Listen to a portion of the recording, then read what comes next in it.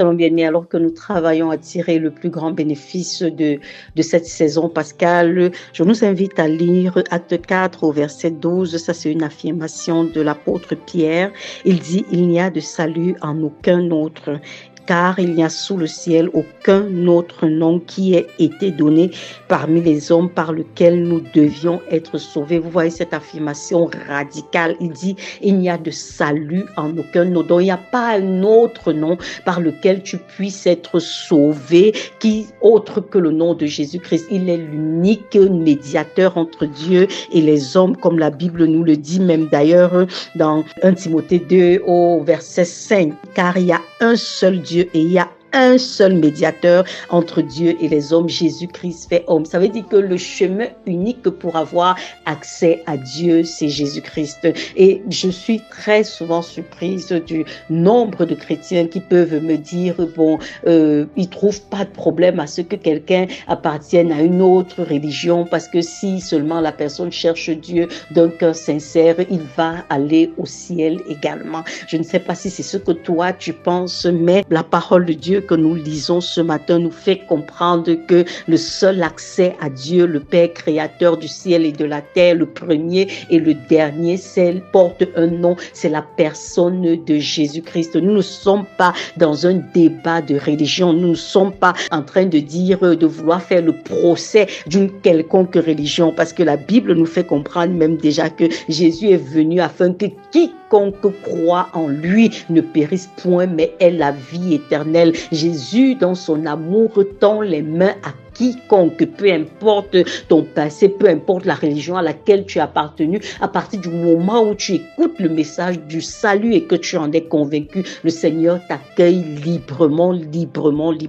Vous savez, Job pouvait affirmer à la fin de ses tribulations, il disait, mes oreilles avaient entendu parler de toi, mais mes yeux t'ont vu. Jésus n'est pas seulement une histoire de on a dit, comme d'aucuns peuvent dire aujourd'hui, c'est la religion des Blancs, c'est une religion importée, on vous a vendu des chimères et vous y croyez. Non, comme Job, je peux affirmer, Seigneur, mes oreilles avaient entendu parler de toi, mais mes yeux te voient et te vivent au quotidien. Nous servons le Dieu vivant et le Dieu véritable. Nous servons le Dieu qui fait des résultats palpables, tangibles au quotidien. Vous comprenez ça? Ce n'est pas seulement une histoire de voici ce qu'on m'a dit. Si toi aujourd'hui, ta croyance en Dieu repose encore sur ce qu'on t'a dit, tu vois un peu sur ce que la Bible dit, et que tu n'as pas une expérience dans ton quotidien d'un Dieu vivant, d'un Dieu qui a des yeux qui te voient, d'un Dieu qui a des oreilles qui t'entendent lorsque tu lui parles, d'un Dieu qui a une bouche et qui peut se révéler à toi, qui te parle dans les circonstances de ta vie,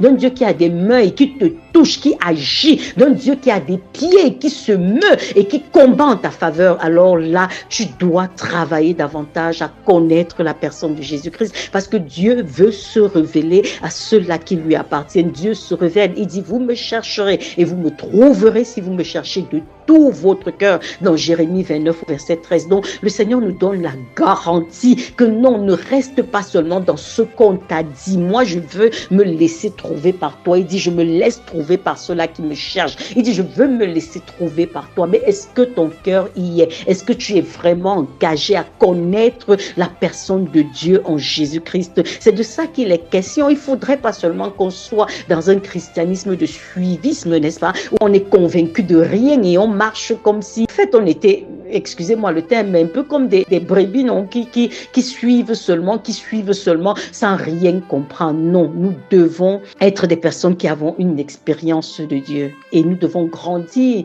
dans cette expérience de Dieu. Ça veut dire que de plus en plus, nous devons avoir une révélation plus grande de notre Seigneur, de qui est Dieu, de qui est Jésus-Christ. Cette semaine, alors que nous parlons de la mort et de la résurrection de Jésus-Christ, alors que nous parlons de son entrée triomphale, alors que nous parlons de l'attitude de ces gens qui pouvaient suivre la foule en disant Hosanna au fils de David, Hosanna à celui qui vient, mais qui n'était convaincu de rien, parce que très vite, les situations de la vie ont démontré en fait qu'il n'en était pas convaincu. Le Seigneur est en train de te dire à quelle catégorie est-ce que tu appartiens? Est-ce que tu veux continuer à faire partie de la foule qui n'est convaincue de rien et qui chante au gré des circonstances, ou alors tu veux être quelqu'un qui a une expérience de moi, de ma personne, qui peut parler de moi comme pas seulement ayant entendu, mais comme m'ayant vu à l'œuvre. C'est de ça qu'il est question, bien-aimé. C'est pour ça que je nous invite encore, vraiment ouvre ta bouche et dis au Père, Seigneur, je veux un esprit de sagesse et de révélation dans ta personne, un esprit de sagesse et de révélation. Je veux te connaître comme tu veux être connu de moi dans le précieux nom de Jésus. Shalom, bien-aimé. Si cette méditation t'a touché, ne la garde pas pour toi seul. Partage-la avec un proche, un ami ou un groupe d'amis qui a besoin d'entendre cette parole aujourd'hui. Réagis en commentaire par Amen si ce message a fortifié ton cœur ou identifie quelqu'un à qui cette parole ferait du bien.